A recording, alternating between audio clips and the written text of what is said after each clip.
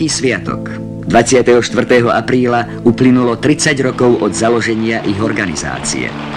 Vyvrcholenie osláv sa začalo práve tu, v zrkadlovej sieni Bratislavského domu pionierov, kde 120 pionierských pracovníkov a kolektívov ocenili za obetavú prácu s mládežou.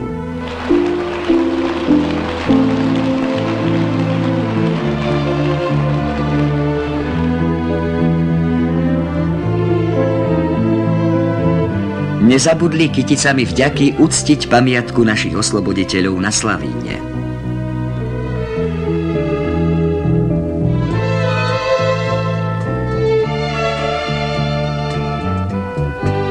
Akademická sochárka Anna Kiššáková k Sviatku pionierov pripravila prekvapenie. Tak mohli v Medzinárodnom pionierskom prístave pri Štúrove slávnostne odháliť súsošie Kiež mraky slnko nezakryjú.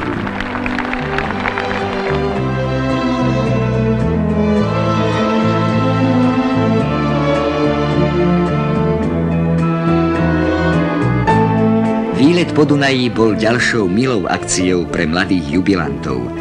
Z lode obdivovali dominanty mesta i krásy okolia.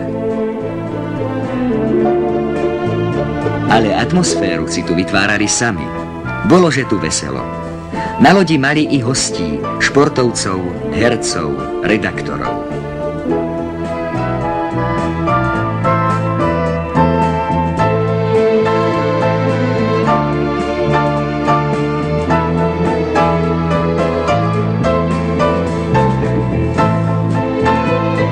Pre 200 pionierov to bol nezabudnutelný zážitok.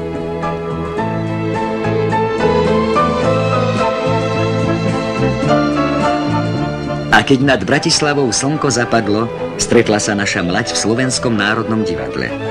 Slávnostný koncert Sme pokolenie šťastnej budúcnosti pripravili najlepšie detské spevácké a tanečné súbory.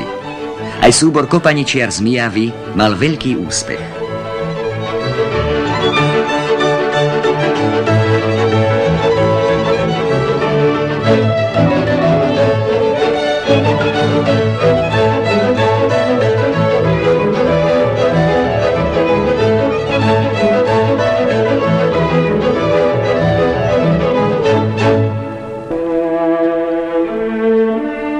Každý veľký raz musel byť i malý, ale on rástol akosi rýchlejšie.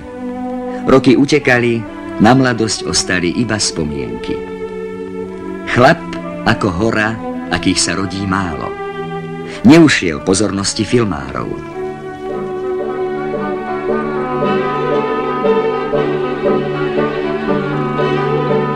Áno, je to Paľo Bielik. Zrodil sa herec s jedinečným prejavom i odvahou.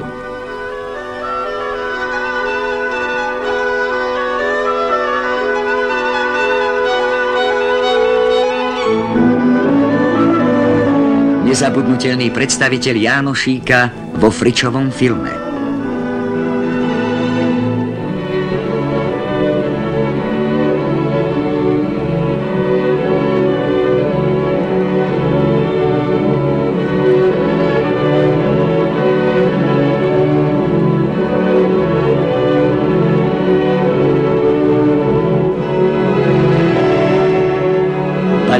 V Slovenskom národnom povstaní. Aj pre neho sa táto dejinná udalosť stala mohutným inšpiračným zdrojom.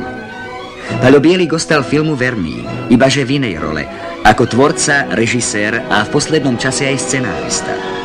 Filmy, ktoré vytvoril, sa stali majetkom národa, z ktorého vzišiel a ktorému on, národný umelec, vždy adresoval svoje vyznanie. Prezident republiky mu udelil k tohtoročnému 1. máju ďalšie vysoké štátne vyznamenanie – Rad republiky.